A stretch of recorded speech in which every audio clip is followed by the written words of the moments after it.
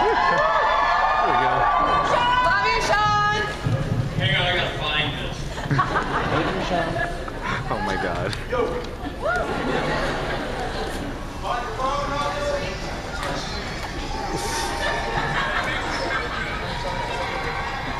Hey Rocko, send me That's the pretty text. good. What's happening today, kids? Where's my text box right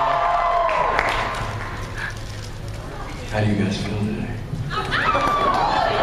I think it's many women in here. I just like to start off by saying, like, everybody just fucking calm down.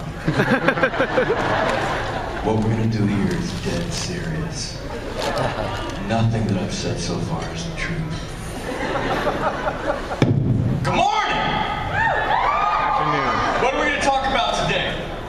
Whatever you want, brother. Okay, let's get this party started. Oh my god. Who's got a question? Number one question. Okay, well, this is good. Yes, ma'am. Are we ever gonna make a Boondock Saints 3? Cliffy, take it over, brother. Yeah. Troy's actually working on the draft right now. He said he's hit a little bit of a wall. So he'll get through it. He always does. Right, Sean? Yeah. It'll be great. It's gonna be fun. It's gonna be musical. Yeah. He committed a crime and I shot him. I shot him. I shot him. He committed a crime and I shot him. But the fucker deserved it. Next, who's got another question? Yes, sir. Wait, what's your job for tonight? There you go, brother. Report back in the morning. God bless you. What's your question, man? Met him earlier, inside. One. What? I got this. What was the question? Who's next? And that's nothing against Clifton, obviously. Cliffy's fucking There's brilliant. someone over there. Yes. See, he never looks that way. I'll try and help you out.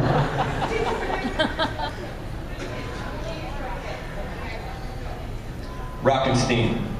What did she say? She said, for those of you that didn't hear, she said, did you think it would ever be as big as it is? No. Rock overstates I everything. thought it was my thing. That's a long-winded answer for Rock, too. Let me tell you that. I thought it was gonna be bigger. Yeah, I shouldn't have bought that car. Those Toyotas are expensive. Let me tell you, this motherfucker's in every film. Like, I was talking to him at the airport, he was like, yeah, I was working with Terrence Malick. It's like, that's every fucking dude's dream, and he drops it like, yeah, give me a Butterfinger. Yeah, I was working with Malick. It's like this dude has worked with every director that's on every actor's wish list, man. It's like, this cat's... He's worked with Hitchcock. Damn!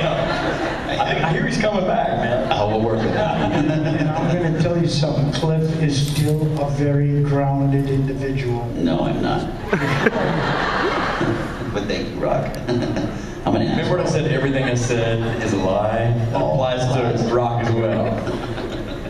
Who's got a question? Yes, sir. Why Ron Jeremy, and what was it like working with him? Well, first of all, the night of the premiere, there was a party after the premiere, and my folks are there, obviously, and this guy walks in, and my dad, no shit, my agents, everybody that I know in the industry has surrounded me, we're all talking, my dad goes, that's my favorite actor right there, and I was like, Dad. I was like, who are you pointing at? Because, Peter Fonda's in the crowd, he's like, no, that guy, not that guy, I know him. He's an Easy Rider, that one. I was like, Ron Jeremy, he's like, what do I know him from? It's my favorite guy. I'm like, fuck, Dad. I'm like, dude, he's a porn star. He's like, oh, yeah. I'm like, you weren't even fucking embarrassed, man. Just threw it out there. He's like, yeah. I'm like, thanks, Dad. Right on, man. Yes, ma'am. So, David, is there going to be a pillow fight scene in Boondock 3? Is there going to be a pillow fight scene with Dr. There'll be one tonight, though. He's in 11:18. I just made that up. Somewhere somebody's like, bullshit, that's my fucking movie. Tonight.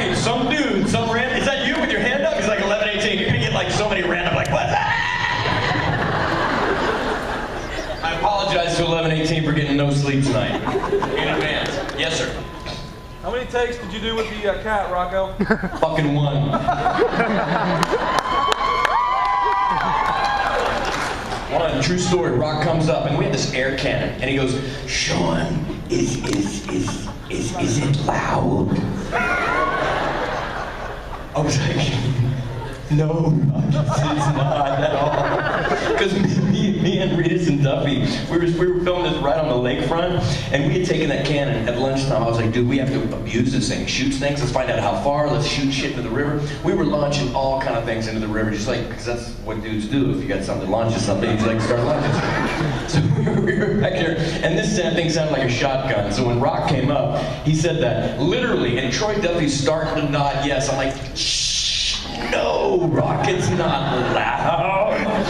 And when this thing went off, man, we had it stuffed with spaghetti and all kind of shit to blast against the wall. What you saw is fucking real. Rock jumped out of his chair, pissed himself, and then the motherfucker wanted to do a take two. He's like, "No, we gotta do it again, because I was really scared." I was like, "No, it's okay, man, it worked. It worked, Rock." He's like, "No, we should go again. Let's move on." And when you say me and Rita's laughing, that's because we're fucking laughing at Rock. That shit was funny. Yes, right there. How difficult was it to learn the accent? Say it again. How difficult was it to learn the accent? Ah, molto difficile. Capito? Se si parla il francese, lo spagnolo e l'italiano non è un po' difficile imparare, capito? Ish! Hell yeah. Very good. You have a hard time with it.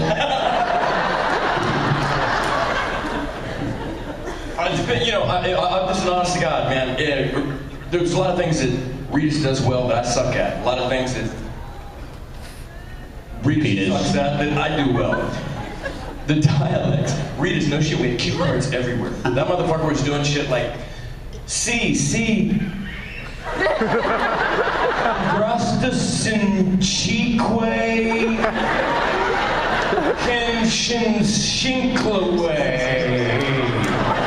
And we were like, and every take he'd cut, he'd go, "Hey, Flanery, how does that sound?"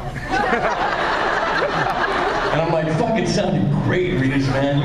You're an international traveler, man. Everybody's gonna fucking swallow that shit." I'm like, "No, I don't think they noticed you doing this at all."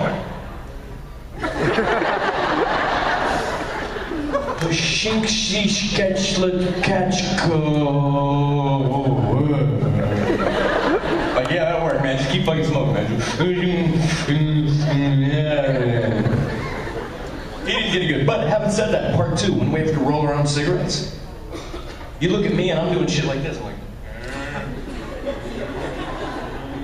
Reedus is like,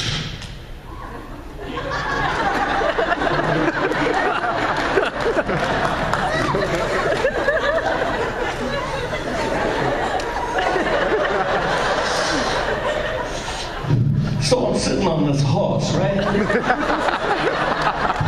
And I'm over there going, So the shit I suck at, that he had to give me a little tutorial on. Rolling that cigarette. Guy in 1118. Yeah, 1118, brother.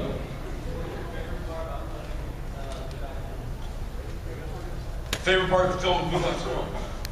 Rock. He's fucking gone right now. Sometimes you lose it. Sometimes fucking Rock comments, man. He's meditating. Other times he'll wake up and he'll say the most insightful shit in the planet. Seriously, swear to God. Rock's first words to me, we're on the set, hardly know him. He walks up to me, he's like, "Sean, do you like peanut butter?" I go, "Yeah, Rock, I like peanut butter."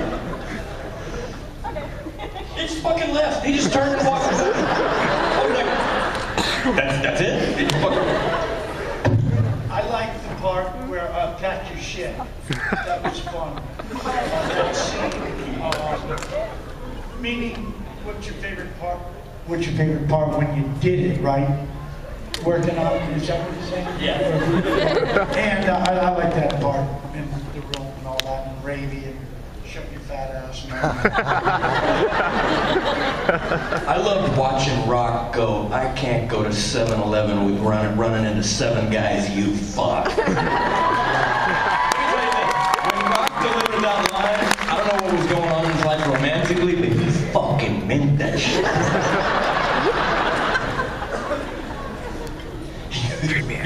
You druggy bitch. It was like, damn, Rock fucking scared me. I was like moonwalking out of the room. I'm like, I'm not gonna watch this. Who's next? Come on up. Yes. What was your craziest fantasy? Yeah, you know, there was a wonderful little Japanese girl that came to see us one time, and she brought these bottles. And she asked us to breathe in them, and then we sealed them, and then we sung them. And it was just the most precious thing. That culture is so polite. And her trying to translate, that wasn't really the weirdest. The weirdest part about it was her trying to tell us what to do because she didn't speak English. Like,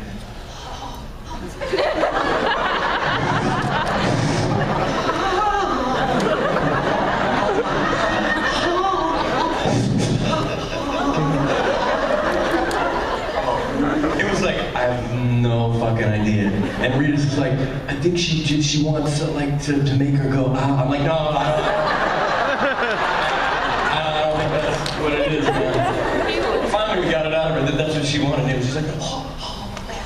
And it was so precious, man. It was I think Rock's under. It was precious. Who's next? Yes, sir. Any ad-libs that stayed in the movies? Fuck.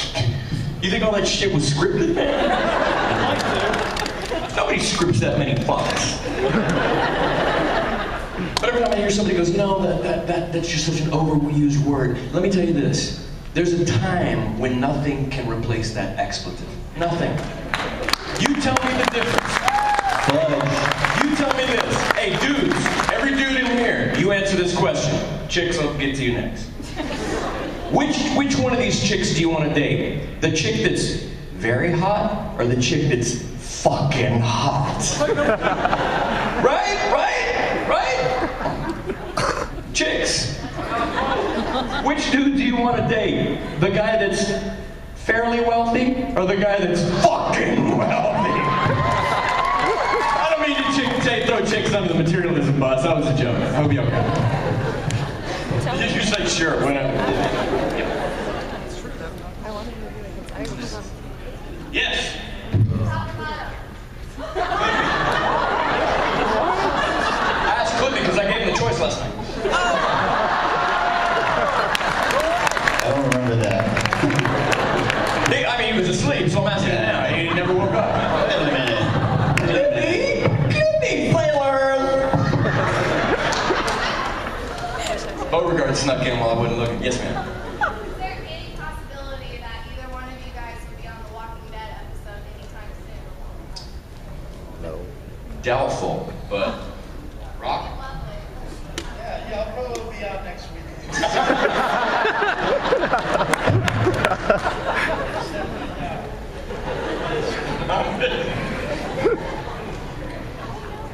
Yes, who's next? Yes, Sunny White. Ladies and gentlemen, Sunny White. She's a friend of mine. She started a page that we have 15 members right now that's really making a difference. Give her a big hand. God bless her, baby. You are such an inspiration. Thank you. What is the one thing you like each person to know about life? Something to live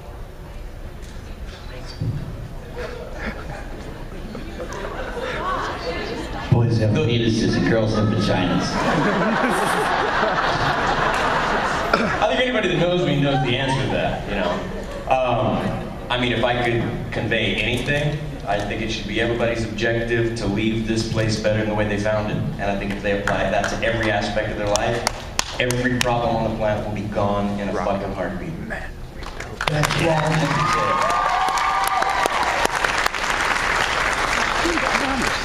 I told you that'd go off good. Yes, ma'am. I say, my question's for Clifton. When you signed up for number 2, Yeah, I've known the boys for a while, and I've known Troy for a while, so yeah, I pretty much did. It was just straight to the bottom.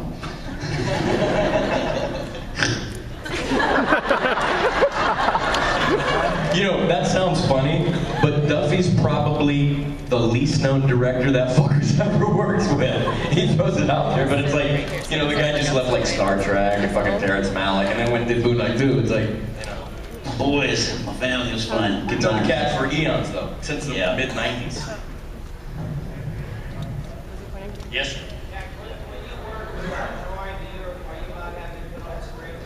Am I allowed? I do it irregardlessly of whether he wants it or not. I mean, Troy's gonna do what he does. He doesn't, I think you guys probably know, but you know, your friend's that long. He can tell me to go fuck myself, and I can tell him to go fuck himself, and I'll tell him what I think I should do, and he can tell me that I'm wrong, and I can tell him he's wrong, and then we just go in circles and drink.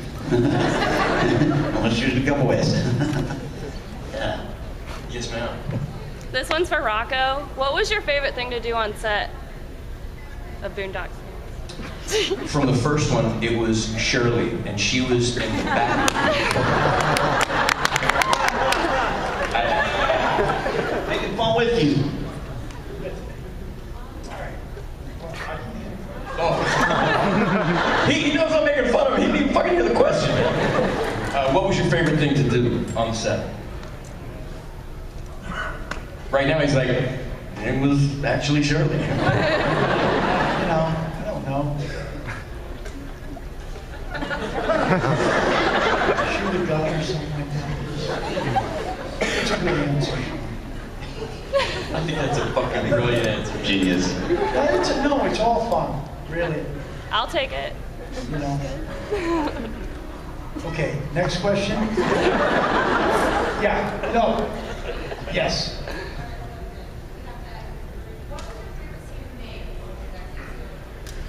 Boondock Saints is shit, man. Thank you. You're taking me back a little bit, too. His favorite thing to shoot on Boondock Saints 2 was the doorbell line. Of course. The doorbell line was fun. The closet was fun. The big shootout 8,000 times. We don't have that much film. We were lucky to get 2 or 3 takes. Dude, you're on crack, brother. We shot that for 2 hours. Which one? The ding-dong motherfucker, whoop-ass fajitas. We were trying to come up with a line forever. Yeah. But that's just one little line. It's just like ding-dong, motherfucker, ding-dong. Like, what's that, like 10 seconds? Ding-dong. Ding-dong! Yeah, chicks like the ding-dongs. Carry your shit. And yeah, he's used it late at night before. When the doorbells don't work. Yes, ma'am. That's Brittany, by the way. Give her a hand. Woo! Brittany! Yes, ma'am.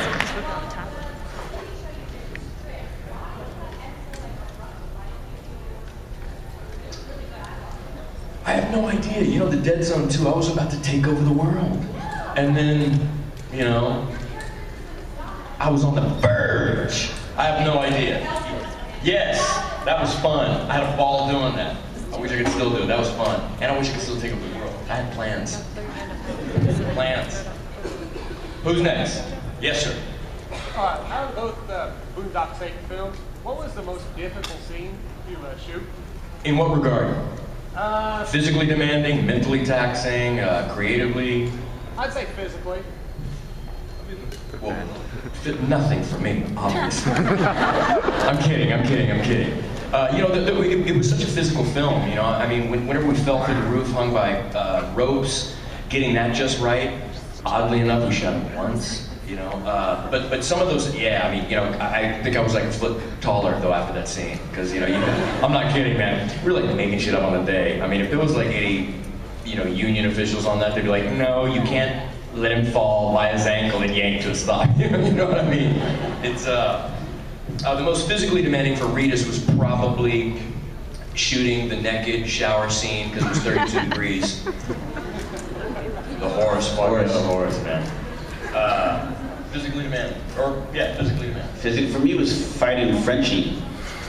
Oh yeah. Yeah, Frenchie sometimes didn't know left from right, and so I'd have to take one in the dome. Remember after lunch, we did the whole fight sequence, and then I guess Troy just forgot that we should warm up and rehearse it once, so he said, action, action, action! I was like, oh fuck, and Frenchie's like, yeah, come on. And I'm like, left, right, Paul, wave your head this way. He goes, no, and he comes, boom, boom, boom, and I go to duck and crack. Took one, he's got a big old fist too, and It was a big dude. he was a big fucking dude. And my jaw was cracking for like every time I was dying too, so I'm like eating like walnuts and like crunch, like I'd eat like grapes for like a week. I remember that. That was a big cat. He was pretty wild. What about you, Rob? Most physically demanding. Yeah. You know, maybe I don't know. It wasn't that physically demanding. I didn't have to really fight it. He's a fucking specimen. Maybe the death when we're all on the chair and shooting and like we're all handcuffed and stuff. I think you were physically taxed, Rob. He's on his phone. Who's next? Yeah, way in the back. Yeah, what was it like working with Billy Connolly? It's fucking killer, man. It's what you guys don't realize is Billy Connolly's like, he's as big as Elvis in Europe, you know? And I'll be honest, when we first did part one, they said, you know, Billy Connolly, I had to look up who he was, and all the guy's a comedian from Europe, and yeah, you know, okay, check it out. I had no idea, but the guy is probably the funniest, most quick-witted individual I've ever had the pleasure to accompany. And some of my most favorable memories are driving to the set with Van in the morning. I mean, that cat has done it. He's been there. I'm not kidding whenever I say every one of his stories starts with something like, you know, so I was sitting there with Mick. And you realize it's fucking Mick Jagger, you know? It's like, and he's not shitting. I mean, he's got like the photos. He's like, and then Maggie came up and he's talking about Margaret Thatcher, you know? It's just like, He's a good gentleman too. He's a good dude, and he lives in a castle in Scotland. Like, I'm not making that shit up. He lives in a fucking castle in Scotland. You know, genuinely nice cat, smart, quick-witted. I really dig him. That was a treat. That was a true treat. Who's next? Yes, man. Can't really.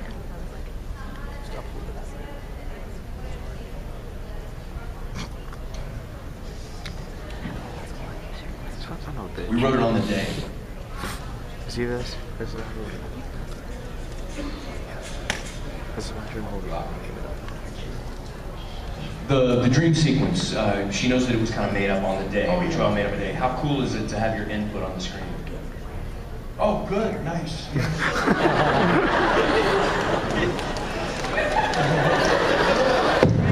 had to do it on a high roof, very high building. One of them was like the space needle, wasn't it? Yeah. It was the the CN Tower in Toronto. Yeah. I had a wire on my body, a wire suit. Is that what it is? Yes. So if I fell off, A harness. and I wasn't even near the edge when they gave it to me. But it was fucking Rocko. They're like, harness that motherfucker. The door was open on the elevator, like, whoa, put the harness on that motherfucker. I have a problem with height stuff. And Troy wanted me sitting out on the edge. And it's like a mile up. I'm serious. Like fucking planes. And like planes up. You just no, what? Anyway. Yeah, you have to be there. One time, me and Rock landed in St. Louis, and for some reason we were in a limo. I don't say that to be cool, but we were in this limo, and Rock goes, "Sean, did you know that the Bowling Hall of Fame is here?" I was like, "No, Rocco, I didn't know that. Do you bowl?" "No."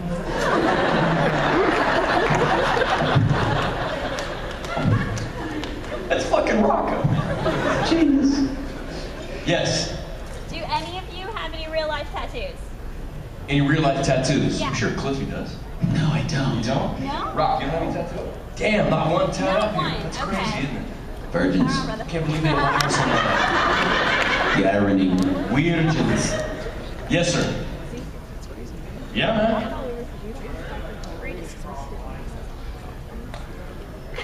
Anyone? Yeah, we improv a lot, specifically like on that, what they call a montage. We made up so many damn lines, so many things that didn't make it. One of my favorites, he was like, tell me, you know, stuff like, you know, all the stuff in the montage. A real man, a real man, a real man. And they just got the camera on. One of mine was, I said, a real man doesn't say, I'll only put the tip in, and then only actually put the tip in. And they thought that would offend too many chicks, so they didn't put it in there. I thought it was fucking funny, man. Behind the scenes. They're like, Flanery, that might be over the edge. Like, I've heard about that edge. You lose consciousness of where it is. Yes? This question is for Rocco and Sean. How was working with William Dafoe? Killer. Rock. He's checking voicemail right now. I was not. I just had to see if my phone still worked. But I'll tell you, you know, everybody says Willem Dafoe is a method actor. I don't know if you guys know what a method actor is. It's an actor that only wants to be called his character name, and he only really wants to discuss lines of dialogue. He'll only repeat lines of dialogue, even whether it's pertinent or not. Even at lunch, you gotta call him his character name. And I've always heard he was a method actor. Couldn't be further from the truth. Except with fucking me and one line in the script. First night we're out at pizza, right across from the hotel. I'm ordering a pizza margarita. There's a cute waitress comes up, and she's looking at me, and I'm giving my order. And Willem's sitting right next to me. I'm like, I'll have a pizza margarita, easy on the bagel. He looks at her and looks at me and goes, fag. I'm like, I fuck. Right after that, we're waiting for the crosswalk to go. There's a crowd of people around, because they all recognize Willem. This is on part one. Nobody knew who the fuck I was, but they're looking at Willem, and looking at this dude that's next to Willem. They're all crowded around, and he goes, fag. I was like, dude, they're all gonna think I'm like your little boy, man. He's a good dude, man. He's got a great sense of humor. He's good cat. Who's next? I have Yes. more heads in my way. You know what? The original way that it was scripted was he drives off into that storm, and you see pieces, she's in Argentina, and it ends like that. And I think that would have been a kind of beautiful way to end it, that he took himself out of the equation. Me personally. I think he should have gone a little bit of a different way, but that's just me. I almost caught that motherfucker till that bitch stabbed me in the knee. Oh, spoiler alert! Damn it! Let's blame her. I actually catch it. Yes, sir. I steal everything. It's true. You know what? After we did Boondock, there was some stuff I wanted to get. I wanted my boots. I wanted a couple other things, but I really wanted my boots. And I go, I can't. We were doing voiceovers, and I see Flanery and Regis, and they had the boots and what they had on the set. Meaning to get things. You don't ask. It's taken Rock a long time. He still doesn't understand that it's easier to get forgiveness than permission. You know? If I could take that shit, you know what I mean? I have something from everything. I have 2 Indiana Jones hats. I have half my wardrobe. I have pistols, gun casings. I have 2 powder hats, 2 pairs of glasses. Of course you do. I mean, at the end of the day, we love this industry, you know, and I think I can speak for all of us. We're all fans as well. You know, it's I don't think it's lost on us what an honor it is to be gainfully employed in a profession that you would do for free. It's definitely one of the blessings. It is, and so I'm talking to you guys. that you want to remember. And getting in touch with the fans and getting out with you guys, and it's just fun. Who's next? I need camera. Yes. I'll ask We him. got drunk with you guys last night. It's true. Some drunker than others.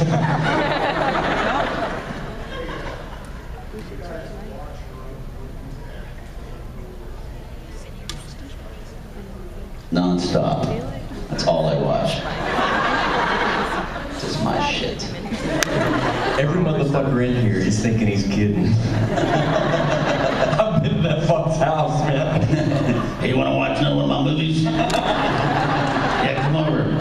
No, Flanery, shh, watch this part. This is a good part. This is my good part. I personally will like maybe watch a film like once, but if I have like a group, like if you guys really wanted to watch something, that's more fun to watch it with people that are really into it, because you put your heart and soul into a role. It's like, I mean, I think the fruits are really getting the enjoyment. Like I got films I think are pieces of shit, or I don't understand or appreciate it until I meet fans that understand it more than I do, and I just do the role. So for me, like, I'll watch something maybe once or twice, unless it's like really old, like a Stone Age or some shit, like some really inexpensive, low-budget film that I did 20 years ago. It's like, it's fun to go back in time and watch that shit.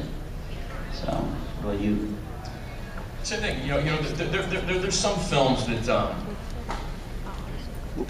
without sounding too like actory, there's some films that you'd almost rather leave contained in that perfectly wrapped box. You'd rather not taint it by looking at it from a different angle. Sometimes the obtuse angle that's a little bit structurally weaker than the angle that you saw it on the day. Those films are rare, but it's an honor to be a part of those films, and sometimes you just want to leave it alone, But then there are other films that you don't mind at all. A certain degree of detachment comes with the territory. So, both sides of it. Helps. Ditto. He's a fucking linguist. Smart. Yes. Take it. Happy birthday to you. Happy birthday to you. Happy birthday to the chick with the red hair. Happy birthday to you. Boom. Simon Cowell says it's quite karaoke. Yes. Life is Beautiful with Roberto Benigni.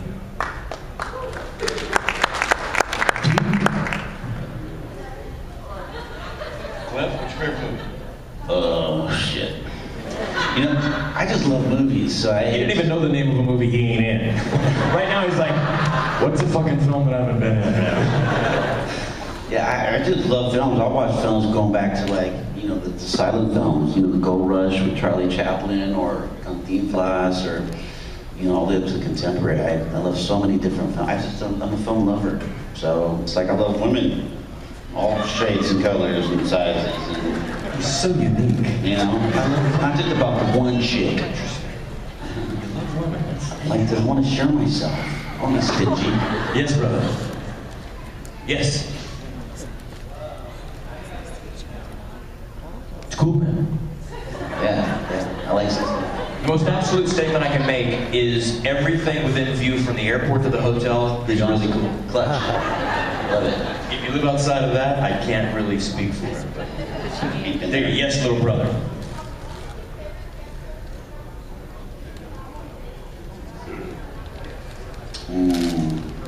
There goes that answer. Rocko. Rock. I think Rock is the heart, the soul, the conscience of the film, to be honest, I think What's the reason? Yeah, I mean, there's a lot of stories being told from perspective.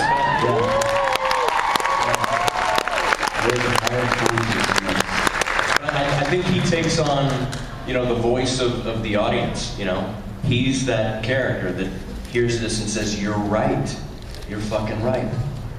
That should be done. There should be one of you in every city. And I think when people watch it, that's what's going on in their head, Wow. My favorite is Rock, Yeah. You didn't know that, did you? Let's stop it here. It's a truth, too, I mean, I don't think I'm unique in that. I think a lot of people, Rock's their favorite character. I think you're unique, Sean. Thank you, homie Slice. Let's cuddle later.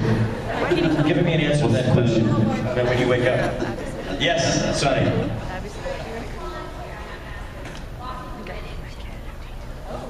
What? Boxers or briefs? Oh, definitely briefs. Thong. I'm lying thong. Let me tell you this. Any dude that has the potential for shit going wrong will never fucking wear boxers. You don't let your shit dangle like fucking hammer marbles down there if you have to take a fucking job. I don't give a fuck what chick goes, I really like boxers. I really don't give a shit. I'm wrapping those motherfuckers in 1,500 thread count cotton and keeping them tight in case shit goes down. I don't let that shit fucking dangle. Girls are like, I like boxers. I like my balls. Fuck, like I'm gonna let them boom, boom, boom. Who fucking does that? If shit goes down, somebody grabs your wallet and runs. Why don't you chase him, honey? Fucking boxers, baby. Somebody grabs your chick's ass. You want to run him down, beat the fuck out of him. Boxers. I can see you, man. Hell no. You keep those babies tight and snuggled up. Oh my god. Earmuffs, brother. Sorry. A little home. I need to see proof. Boxers. Have you ever felt the cotton on boxers? That shit's fucking sandpaper. I wouldn't wrap a fucking enemy in the material they make boxers out of. You give me that fucking 1,500 thread count shit that Four Seasons wraps their pillows in. It's my fucking genetic legacy I'm wrapping up there. God damn it. Yes, sir. How'd you guys get started for the panel? Do what? How'd you guys get started in acting or in the industry? All three of us? Fucking chicks. Yeah. Why did you guys start it? How? No, I'm like a fourth generation entertainer. Like my great grandmother danced for Pancho Villa. My grandfather was a contract player for John Wayne. So I started tap dancing when I was 7, and I was always a class clown, so it kind of just made sense. I started tap dancing.